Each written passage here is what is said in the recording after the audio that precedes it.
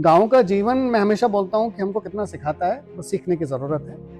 गाँव का जो जीवन है, अगर आप देखेंगे कि हमने अभाव में जीना सीखा।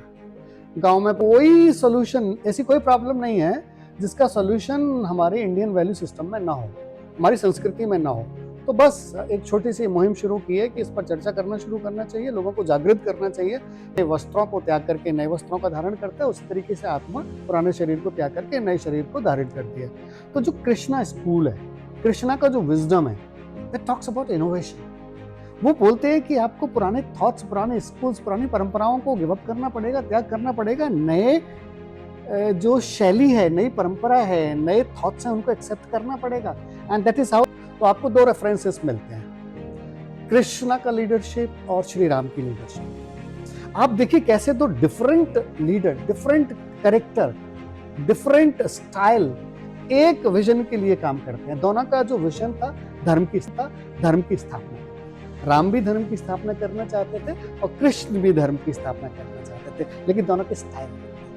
राम तो सर एक और जो कॉन्सेप्ट है हमारे जो स्क्रिप्चर्स में, धर्मा और कर्मा, ये दोनों कॉन्सेप्ट का स्टूडेंट लाइफ में मतलब क्या इम्प्लीकेशंस है और इससे क्या सीख सकते हैं? तो धर्म और कर्म को अगर आप मिलाकर के बोलेंगे तो मनुष्य को धर्ममय कर्म करना चाहिए। नमस्कार दोस्तों, स्वागत है आप सबका द अनुभव शो में।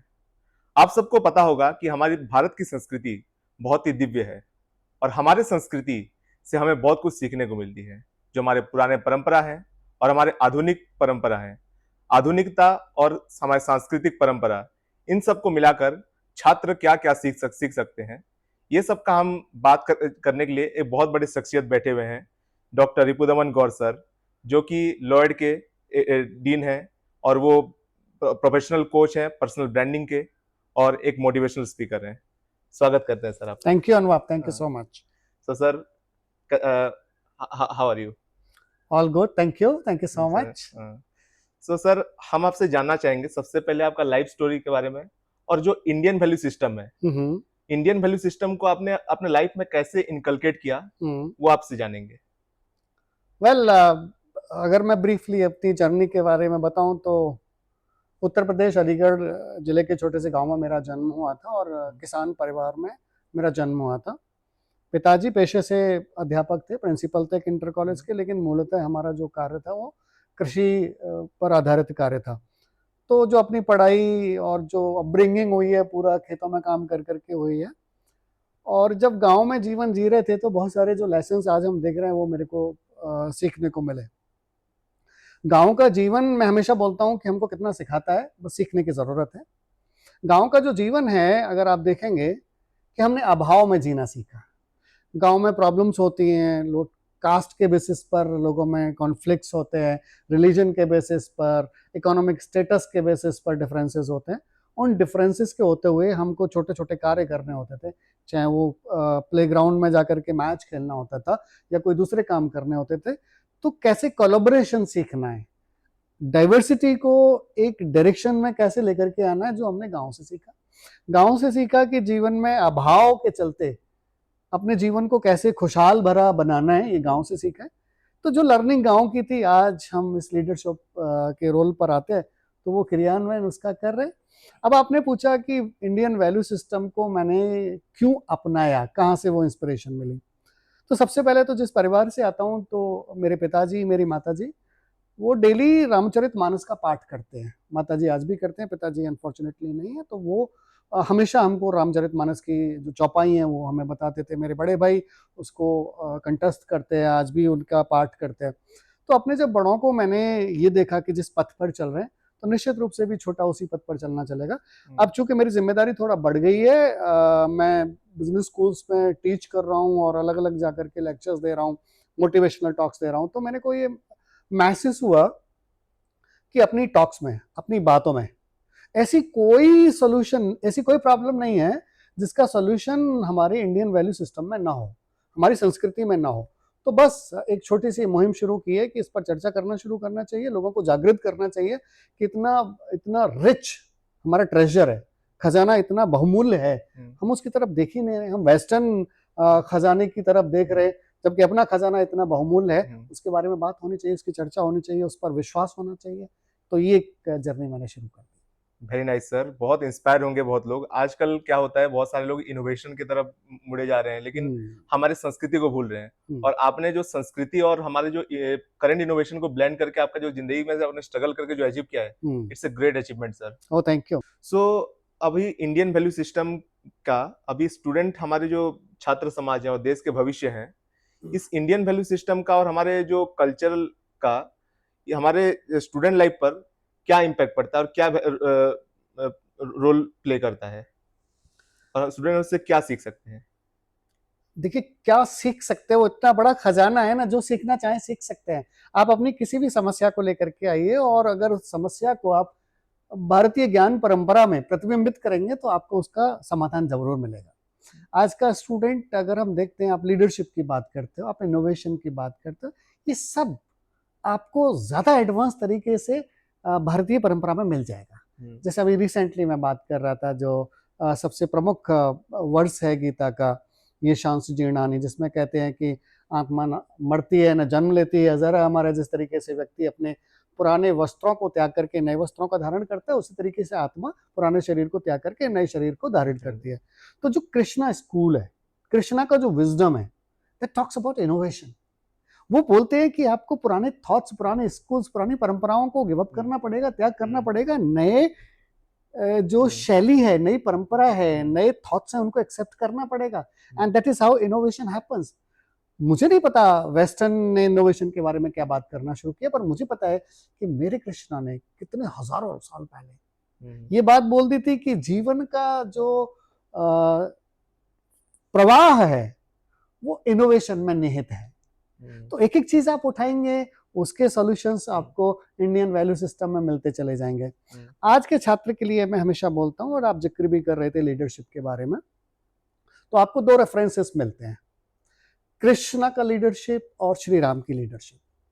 आप देखिए कैसे दो different leader, different character, different style एक विजन के लिए काम करते हैं। दोनों का जो विजन था धर्म की स्थापना करना। राम भी धर्म की स्थापना करना चाहते थे और कृष्ण भी धर्म की स्थापना करना चाहते थे, लेकिन दोनों के स्टाइल अलग थे। राम क्या थे, ता उम्र उन्होंने नियमों का पालन करा, ता उम्र डिसिप्लिन में रहे, ता अपनी परिवार की खुशी के लिए सब कुछ त्याग दिया। और जबकि कृष्ण की बात करें तो जीवन भर उन्होंने कभी नियमों का पालन नहीं किया। एक ही नियम था कि धर्म शुड अपहोल्ड, धर्म की स्थापना हो, और उसके लिए उन्होंने जीवन भर नियमों को तोड़ा। उन्होंने धर्म की स्थापना के लिए कितने परिवारों की बलि दे दी, इवन अपने परिवार की बलि दे दी। दोनों के स्टाइल अलग, लेकिन दोनों के पर्पस अलग। अब स्टूडेंट पूछते हैं कि कृष्णा का कैरेक्टर या राम का कैरेक्टर, तो मैं बोलता हूं राम का कैरेक्टर और कृष्णा का विजन, राम का कैरेक्टर और कृष्णा की स्ट्रेटजी, ये बच्चों को सीखना है, ये छात्रों को सीखना है, और ये आप किसी भी युग में आप जाएंगे आप सफल होंगे। जरूर सर, मतलब दोनों का mix of both character, mix of both character. Nice. हमें एक की मर्यादा और एक का जो विजन है, एक का विजन, एक की रणनीति। Very nice sir.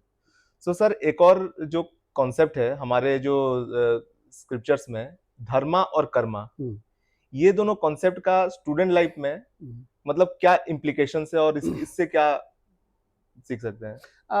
अनुभव, सबसे पहले मैं बताना चाहूंगा कि जब आप धर्म की बात करते हो तो यूजुअली लोग कंफ्यूज होते हैं कि धर्म रिलीजन है। तो हमेशा ये बात मैं बोलता भी हूँ, और हमारे धर्मार्थ में ये बात लिखी हुई है, हमारे शास्त्रों में लिखी हुई है कि धर्म का कोई रिप्लेसिव वर्ड्स नहीं है। धर्म मतलब धर्म, धर्म रिलीजन नहीं है। रिलीजन एक विचारधारा है, एक पर्टिकुलर गॉड को फॉलो करने के विचार को आप रिलीजन बोल देते हैं, है ना? जबकि धर्म आपके कर्तव्य के साथ जोड़ता है। धर्म जीवन जीने की शैली है। धर्म आपको बताता है कि आपको क्या करना है। सो धर्म इज जीवन को जीने का एक गाइडलाइन, कि आप जीवन को कैसे जिए, समाज में संतुलन कैसे बना रहे, उसके लिए धर्म जरूरी है। और कर्म क्या है? कर्म व्यक्ति के द्वारा किए गए कार्य कर्म है। तो धर्म और कर्म को अगर आप मिलाकर के बोलेंगे तो मनुष्य को धर्ममयी कर्म करना चाहिए। कर्म तो सब करते हैं, कर्म तो मैं भी कर रहा हूं, आप भी कर रहे, लेकिन सवाल ये है क्या मेरा कर्म धर्ममयी है? क्या मैं वो काम कर रहा हूं जो समाज में एक बैलेंस स्थापित करेगा? अगर मैं वो काम कर रहा हूं तो मेरा धर्ममयी कर्म है। इसलिए धर्म और कर्म दोनों को साथ मिलकर के तब एक हम बोलते हैं ना कि हम जिस समाज की कल्पना करते हैं उसकी तरफ अग्रसर होंगे। धर्ममयी कर्म अगर आपको करना है तो धर्म और रिलीजन को डिफरेंशिएट करने के लिए अगर आप देखेंगे, अभी आप देख रहे हैं कि सेना में बढ़ती हुआ सिपाही, वो अलग अलग रिलीजन के हो सकते हैं, अलग अलग रिलीजन के हो सकते हैं, लेकिन धर्म दोनों का एक ही है। देश की रक्षा करना दोनों का एक धर्म है, जबकि रिलीजन उनके अलग अलग है। नाइस। तो कर्म हो जो धर्ममय हो, तो वो होता है सच्चा कर्म, निश्चित रूप से। तो सर एक और हमने देखा जैसे कि ये किसी भी मैनेजमेंट स्कूल्स में हमने देखने को नहीं मिला, लेकिन लॉयड में हमें देखने को मिला कि आप एक नया सब्जेक्ट लेकर आए कि Indian value system and management concepts. So एक जो ये कॉन्सेप्ट होता है मैनेजमेंट और एक होता है इंडियन वैल्यू सिस्टम, इन दोनों को मिक्स करके ये कैसा कॉन्सेप्ट बनता है और इससे क्या मतलब तात्पर्य निकलता है, इसमें आप बड़ा मतलब बहुत अच्छा सवाल पूछा है अनुभव आपने। मैं हमेशा एक बात का फर्म बिलीवर हूँ, जो भारत का विकास है ना भारत के तरीके से हो सकता है। अच्छा। भारत का जो पोटेंशियल डेवलपमेंट है ना वो किसी और विचारधारा के साथ नहीं हो सकता। भारत का विकास भारतीयता में ही निहित है। तो भारतीयता क्या है? हम हमेशा मॉडर्निटी की बात करते हैं और मैं खंडन करता हूं उस शब्द का, मॉडर्निटी। जब मॉडर्निटी की बात करते हो तो कहीं ना कहीं उसमें एक वेस्टर्न स्लेवरी आ जाती है। It's not about to be modern, it is about to be relevant. और अगर मेरी अपनी परंपरा, मेरा अपना धर्म, मेरे अपने जो ज्ञान परंपरा है, मेरा जो अपना इतिहास है, अगर वो रिलेवेंट है तो मैं उसको एक्सेप्ट करूंगा, मैं मॉडर्न को एक्सेप्ट नहीं करूंगा। तो अगर आप रिलेवेंसी की बात करें, रिलेवेंस की बात करें, तो इंडियन नॉलेज सिस्टम वो टाइमलेस है। उसका जितना रिलेवेंस तब था उससे ज्यादा रिलेवेंस आज है। तो अगर वो रिलेवेंट है तो उसकी चर्चा होनी चाहिए। आप किसी भी मैनेजमेंट प्रिंसिपल्स की बात करो, किसी भी मैनेजमेंट प्रिंसिपल की बात करो, वो मैनेजमेंट प्रिंसिपल हमारे स्क्रिप्चर्स में, हमारी ज्ञान परंपरा में उसका जिक्र हुआ है। आप सस्टेनेबिलिटी की फॉर एन एग्जांपल बात करते हो, पूरी दुनिया बात कर रही है, triple bottom line, triple peace की बात कर रही है। अरे तुलसीदास जी ने लिखा, तुलसीदास जी ने लिखा कि परहित सरस धर्म नहीं भाई, पर पीड़ा नहीं समझ माई। ये क्या था? It is a base and foundation of sustainability. यानी कि जो सबसे ज्यादा सस्टेनेबल बिजनेस मॉडल्स हैं वो हैं जो परहित पर डिपेंडेंट है, जिसपे समाज का कल्याण होगा, वो बिजनेस मॉडल सस्टेनेबल होंगे। और ऐसा कोई बिजनेस मॉडल जिसमें समाज का कल्याण नहीं है, मानव कल्याण नहीं है, उससे खराब बिजनेस मॉडल हो नहीं सकता। तो अगर आप ये सब चीजें, जितनी भी आप कंटेम्परेरी चीज समझना चाहेंगे, वो सब आपको हमारे भारतीय ज्ञान परंपरा में मिलेगी। बस हम उसको रेफरेंस नहीं देते, हम मॉडर्न जो प्रिंसिपल्स है उन पर ध्यान देते हैं। मॉडर्न प्रिंसिपल्स भारत की समस्या को हल नहीं कर सकते। भारत की समस्या भारत के तरीके से हल हो सकती है।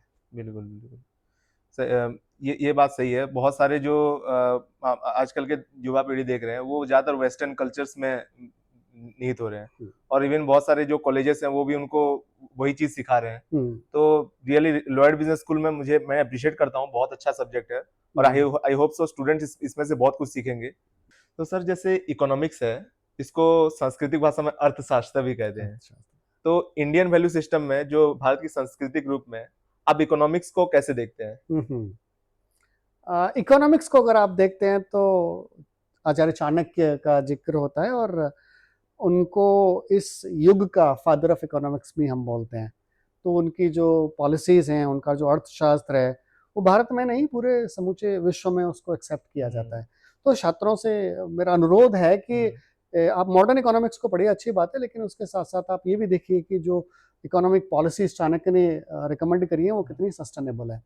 और इसमें एक चीज़ जो आजकल न हमारा वर्तमान अध्यात्म में उस पर चर्चा कर रहा है और शायद अछूता रह गया है, वाल्मीकि रामायण में और कुछ कुछ स्क्रिप्चर्स में उसका जिक्र है। हम हमेशा राम राज्य की कल्पना करते हैं, प्रोस्पेरिटी की बात करें तो हमेशा रेफरेंस दिया जाता है राम राज्य। कभी किसी ने सोचा ये राम राज्य की स्थापना कैसे हुई थी? इकोनॉमिक प्रोस्पेरिटी वहां कहां से आई? तो आपको मैं सजेस्ट करूंगा और सारे स्टूडेंट्स को सजेस्ट करूंगा, आप रेफर कीजिए उपाध्याय सुधनवा।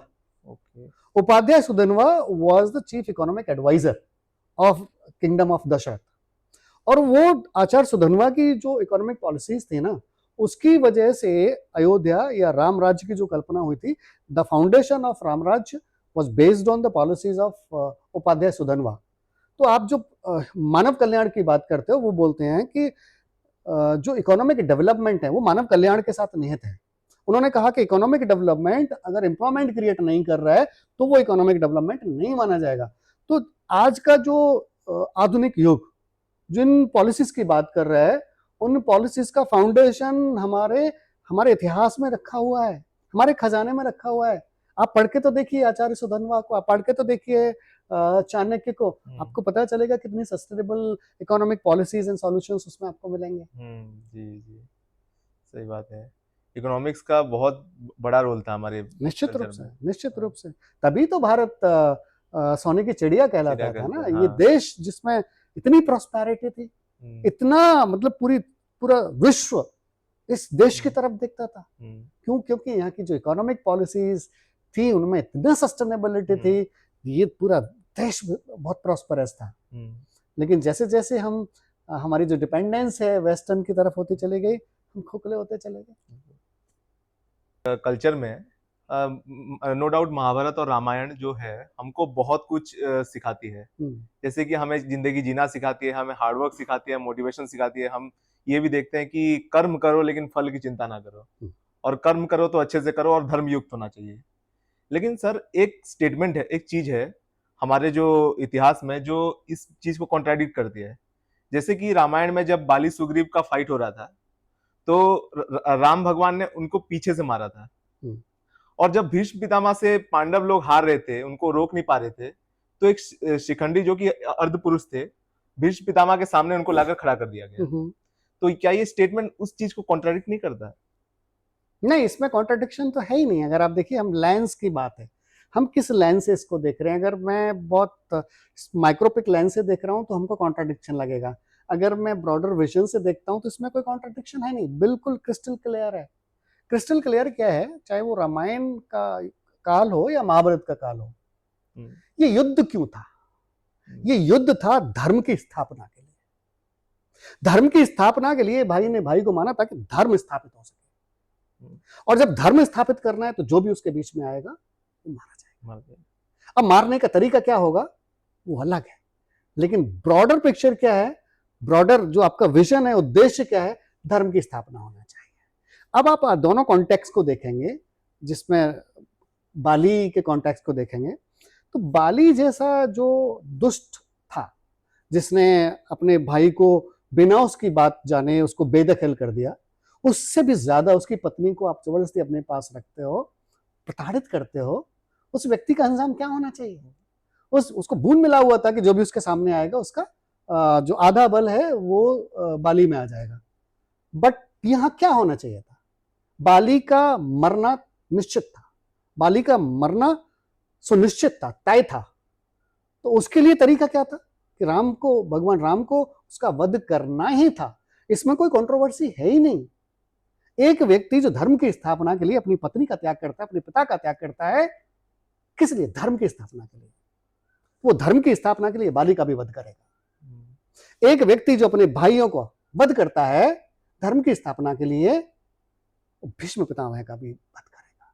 जरा सोच के देखिए, जो एगोनी, जो पीड़ा अर्जुन को हुई होगी, हम और आप उसका अंदाजा नहीं लगा सकते, लेकिन उसने वो किया क्योंकि उसको धर्म की स्थापना करनी थी। तो पिक्चर क्या है? धर्म की स्थापना। जब आप धर्म की स्थापना के लिए अपने आप को समर्पित कर देते हो तो फिर ये मायने नहीं रखता कौन मारा जा रहा है, उद्देश्य क्लियर है, धर्म की स्थापना होना चाहिए, तो इसमें कोई कंट्रोवर्सी नहीं। सो अगर आपका उद्देश्य, आपका जो मकसद क्लियर है, तो उसमें आप चाहे कैसे भी अचीव करें, वो कभी अधर्म नहीं माना जाएगा। धर्म की स्थापना के लिए धर्म हित किया गया कार्य, मैंने क्या कहा? धर्ममयी कर्म, धर्ममयी किया गया कर्म कभी गलत नहीं हो सकता। Exactly sir. सो अगर इन सब से अगर आप स्टूडेंट्स को अगर कोई मैसेज देना चाहें तो आप क्या मैसेज देना चाहेंगे उनको? क्या सक्सेस मंत्र आप बताना चाहेंगे? स्टूडेंट्स को मैं हमेशा एक ही बात बोलता हूं कि 3 चीजों का ध्यान रखो जीवन में: कॉन्फिडेंस, करेज एंड करेक्टर। देखिए, जितनी आप पढ़ाई करेंगे, आज सीखेंगे, कल भूलेंगे, फिर परसों नया कुछ और सीखेंगे, लेकिन आपका कॉन्फिडेंस, करेज और करेक्टर 3 चीजों में निहित रहना चाहिए, निरंतर रहना चाहिए। इनके साथ समझौता नहीं करना चाहिए। ये मैं 3 मैसेज मेरे स्टूडेंट्स के लिए, वो करेज, कॉन्फिडेंस एंड करेक्टर। और अगर सब लास्ट सवाल, लेकिन सबसे इंपॉर्टेंट सवाल, कि भगवत गीता से और चाणक्य नीति से ऐसा कौन सा इंपॉर्टेंट चीज है जो आप चाहते हैं कि अगर हर छात्र अपने लाइफ में उतार ले तो वो सक्सेस बन सकते हैं? देखिए, इस पर काफी मतलब कंट्रोवर्सीज भी सुनने को मिलती है, जिसमें हम बोलते हैं कर्मण्येवाधिकारस्ते मा फलेषु कदाचन। और आज का जो कंटेम्प्रेरी वर्ल्ड है वो बोलता है कि रिजल्ट ड्रिवन होना चाहिए, है ना, जिस पर आर्गुमेंट देता है कि कर्म कर, फल की इच्छा मत कर। तो लोग बोलते हैं अगर फल की इच्छा नहीं करेंगे तो कर्म कैसे करेंगे? तो मैं इसका एक्सप्लेनेशन स्टूडेंट को बड़ा क्लियर देना चाहता हूं। अगर कर्मण्येवाधिकारस्ते अपने जीवन में अपना लिया तो आप जीवन में कभी विफल नहीं हो सकते। ये इसका जो राइट एक्सप्लेनेशन है, राइट अंडरस्टैंडिंग क्या है कि हर व्यक्ति को अपने कर्म पर फोकस करना चाहिए। What I am suppose to do, I am doing it my fullest potential. आपका उद्देश्य, आपका लक्ष्य आपके दिमाग में है। ये कहता है आपका जो लक्ष्य है, आपका जो ध्येय है, आपके दिमाग में है। अब उसको दिमाग में रखते अपने पूरा फोकस आप अपने कर्म पर लगा दो। Don't let the fear of outcome ruin your present. होता क्या है कि हम रिजल्ट के लेकर के इतने प्रेशर में आ जाते हैं, फिर हमारा जो प्रेजेंट है, हमारा जो कर्म है, वो अफेक्ट हो जाता है। तो आप अपने कर्म पर 100% दीजिए। What you are suppose to do it with your fullest. ईश्वर है ना, उसने आपके लिए फल बना के रखा है, उसकी चिंता आप मत करो, सिर्फ अपने कर्म पर फोकस करो। आज नहीं तो कल, सुबह नहीं तो शाम आपको परिणाम आएंगे। हम करते क्या, परिणामों में इतना खो जाते हैं कि कर्म की बात ही नहीं करते। ये मैं स्टूडेंट को बोलना चाहूंगा, तेरे हाथ में तेरा कर्म है, वो तू करता जा, आज नहीं तो कल उसका तेरे को फल मिलेगा। भगवान फल दे ही देंगे। कहते हैं कि भगवान छप्पर फाड़ के देते हैं, कल वो देता है तो छप्पर फाड़ के देता है। हाँ, बिल्कुल। सो गाइज, एक बात मैं कहना चाहता हूँ, I am also personally a student of Lloyd, और सर ने जो हमको सिखाया है, जो हमारे Indian value system, I really like it lot. मैंने प्रीवियसली अपने एजुकेशनल इंस्टीट्यूशन में इतना लर्निंग नहीं पाया। ऑब्वियसली लोग माइक्रोसॉफ्ट के सीईओज और डिफरेंट सीईओज के एग्जांपल देते हैं, लेकिन सर ने जो हमारे पुराने स्क्रिप्चर से जो एग्जांपल देते थे, उससे हमको एथिकल नॉलेज प्लस अच्छा नॉलेज हमको मिलता था। सो आज के लिए बस इतना ही। हमारे चैनल को लाइक और सब्सक्राइब कर दीजिए। थैंक यू सर, आपका थैंक यू।